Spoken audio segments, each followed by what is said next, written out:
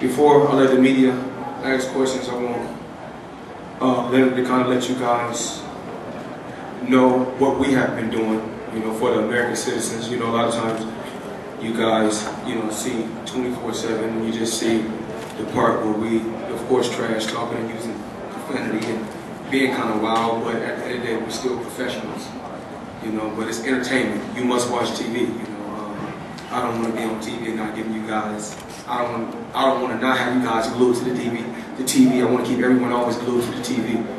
Miguel Cotto is kind of a quiet guy. Most opponents that I face, they don't really say too much, so I have to carry the promotions. But he fought his ass off tonight, and I commend him, and I take my hat off to him and his team. His ass was ready.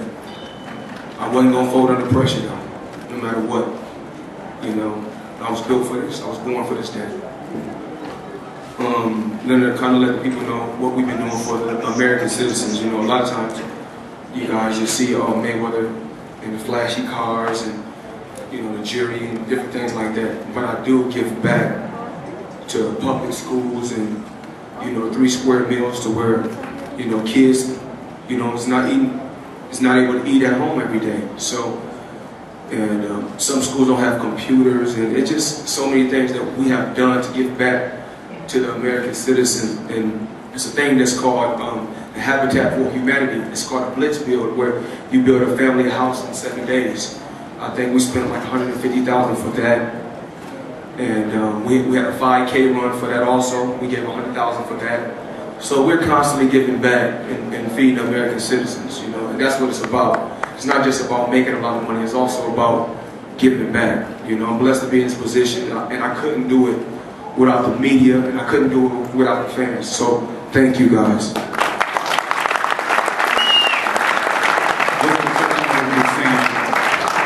Philanthropy is very something dear and true to his heart. You're going to see quite a bit of things that come out now, because in the past, he kind of gets mad when I do this, but I think it's important that people see the other side, because, just watching 24/7, and not having an understanding that this is business and it's a promotion, people tend to kind of buy into that concept, and they forget that, he's a human being, and he's out there doing things that, he doesn't like to, take the credit for, but, like I said, I'm going to start making him take the credit for it. I think we've been doing this for many, many years. We've been giving back, but they don't want that on 24/7. That's not what they want. They want us being wild, but it's like I said before, it's TV and it's entertainment. At the end of the day, it's about entertaining you guys. You guys have been great. The media, the outlet for so many years, for keeping me relevant for 16 years in the sport. It's just amazing. And my team, the people that don't get the credit, and it's amazing that we're always breaking records. We're always doing record-breaking numbers. Richard Schaefer, you've done an unbelievable job with Golden Boy. I want to commend you. Carrie, HBO, my family. And like I said before, you guys got so many different outlets to where you guys help take me to that next level. And that's what it's about. Not just being an ordinary fighter, just doing different things like going on Dancing with the Stars, doing WWE. They help take you and escalate you to that next level. And I gotta thank my team, because we've done a record-breaking purse this fight. I think I made over $32 million tonight. That was my guarantee. But hopefully when it's all said and done, when numbers come in, we do like 60 or 70 million. So thank you. Al, thank you. Richard Schaefer, thank you. The media, I know you guys got questions, so let's go. Hey Floyd, congratulations. My dude. On Tuesday, you talked about your health and how your health is important to you, and then tonight, you were in the corner, you made a good spin out, and you stayed there, and you traded with Cotto. Are you deciding that, hey, you want to be kind of like the 21st century Arturo Gatti or something? What's going on there? Well, every fight is not the same. Every fight is not the same. You don't approach every fight the same. But before I leave the sport, at least I can get advanced one toe-to-toe battle. At least just one. Because I could have stayed on the outside and just outboxed him all day. I was looking for the knockout. And he's tough as hell. He's tough. Where we at? Right. Congratulations on the win. You from Puerto Rico? Yeah. Telemundo. You know, I've been here a lot of times. Huh? I've been here a lot of times. Yeah. Congratulations on the win. I want to ask you, it seemed like he caught you with a couple of good punches during the fight. Did he ever hurt you at all? No, but he's a good puncher. That comes with the territory. I mean, Miguel Cotto didn't just win 37 fights and got 30 KOs. You know, I'm the first fighter to fight Miguel Cotto at a weight to where he's comfortable. When Miguel Cotto faced Manny Pacquiao, he fought him at 145, a weight to where we know he was uncomfortable. And then when he fought Antonio Margarito, that was a guy that was cheating. So I said, you know, I don't want no excuses. This guy is younger. He's comfortable at 154. So let's make it happen. Actually, I came into the fight tonight weighing 147. So I was 4 pounds lighter than I was yesterday. Floyd, 50 Cent told us about the night when your training camp started with the 6-mile run. Can you talk about your approach at the start of this training camp? Was it any different to previous camp? I was just, you know, normally me, myself, I box all the way until Thursday, until the day of the weigh-in, because I want to stay sharp. But I was kind of sick and I was having hand problems. So I said, you know what, I'm gonna take I still was training in the gym, but I was using my hands real light. I didn't get to box the last week like I wanted to. So, you know, things happen, but the main thing is we got the victory tonight, and that's the most important thing. Floyd. Dave Mayo, I know your voice. On your right over here. You've been doing me since 1987. You put it a different way, but yeah. I was curious, Floyd, you said earlier this week that you didn't think it was very cool to be involved in wars and rumbles and the outcome that can come out of that. How do you feel about it now? You were in a little 4 days later. I think tonight was a cool fight. I think the fans was happy. You know, it's about impressing, you know, of course, self-preservation is the law of the land. I come first, I want to impress myself first, but it's also about impressing the fans and giving them what they want to see. You know, it's lights, camera, it's action. When it's light, camera, action, it's time to perform, and that's what I did tonight. What about the hands? Sorry, follow. What about the hands? When did that start? There were some rumors about it, I guess.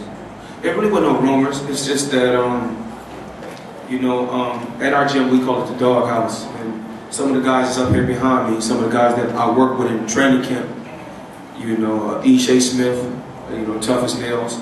And we got a lot of champions that we're working with right now. We got a lot of young champions that we're signing. We're ready to take them to that next level because, like I said before, my relationship with HBO is unbelievable. And if I want to get you on TV, you will be on TV. And hands, you know, comes with the territory. But when it's fight night, no excuses. No excuses. We go out there and do what we got to do. Floyd, was there ever, what punches did you feel were the most successful in stopping him when he was coming forward? And then also, was there ever a point in the fight where you felt you were close to a knockout or hurt him enough where you were close? Sometimes I see him, it seemed like, in the fight, it seemed like he was breaking down, but then it seemed like he had come back strong. So I'm like, damn, I knew he was in shape. But I was hitting him with tremendous shots. And a couple times I hit him to the body. I came back to the corner. Leonard said he was slowing down to the body. I said, you don't see what I see. I'm going to his body, but this guy's in shape. So if it's going to be a war, that's what we got to do tonight. The right hook and the uppercut was working tonight.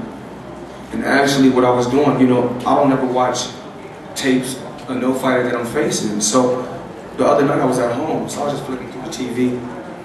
And I seen the fight, I seen Shane Mosley fight. I caught the few rounds, and I seen Shane was using the right hook. So I said, you know what, you know, that's gonna be my money shot. Not the left hook, but the right hook. Because in today's time, you don't really see fighters throwing right hooks. So I said, that's, you know, that's the shot I'm gonna use. And then in the Zab Judah fight, I can remember Zab Judah hit him with an uppercut and kind of buckled him. So then I said, okay, I'm gonna also mix the uppercut in there.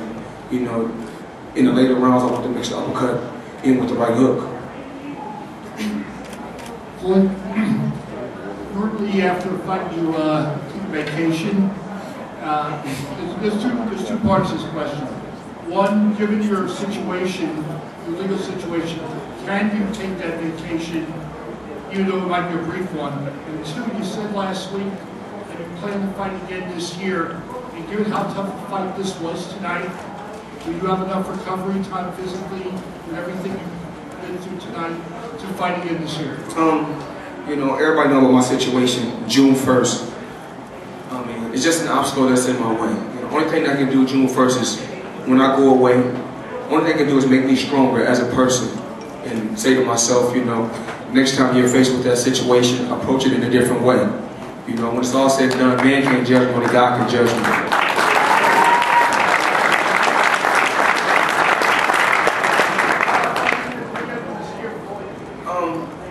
Hopefully, you know, this was a grueling fight tonight. Hopefully, you know, I go home and take some time off and see, you know, where we go from here. You know, normally I come up on this stand, I ain't got no bumps and no bruises, but tonight I got a few bumps, a few bruises, but it's part of the sport.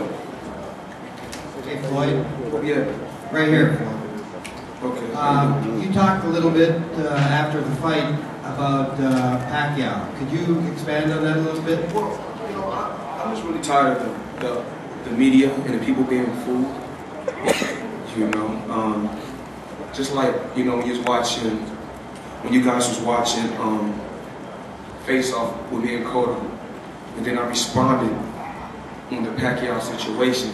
You know what they do is they chop and paste interviews like they want to do it. See, the fans and the people don't understand this. They chop and they paste and they do interviews like they want to do it, and they only show what they want to show.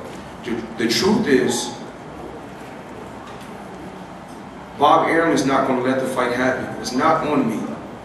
You know, I went to Pacquiao and I offered him $40 million. I called him and talked to him direct. I offered him $40 million. I told him I would wire him $20 million within 48 hours. He turned me down.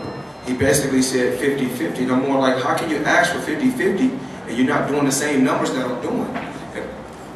At first, if you go back and read the article, he said he'd do it for less. Then it was like, I don't want to take the random blood and the random urines. So it's just been a problem, you know, trying to make this fight. And the fans and the public is being fooled. It's Bob Arum is not going to let this fight happen. So once he's free from Bob Arum, will the fight happen? Absolutely. But as of right now, he's with Bob Arum, so the fight is not going to happen. Bob Arum is worried about making money. He don't really care too much about the fighter. You know, these fighters that signed to me, I care about the fighter making money because this sport is grueling. This sport is rough and tough. This is not an easy sport.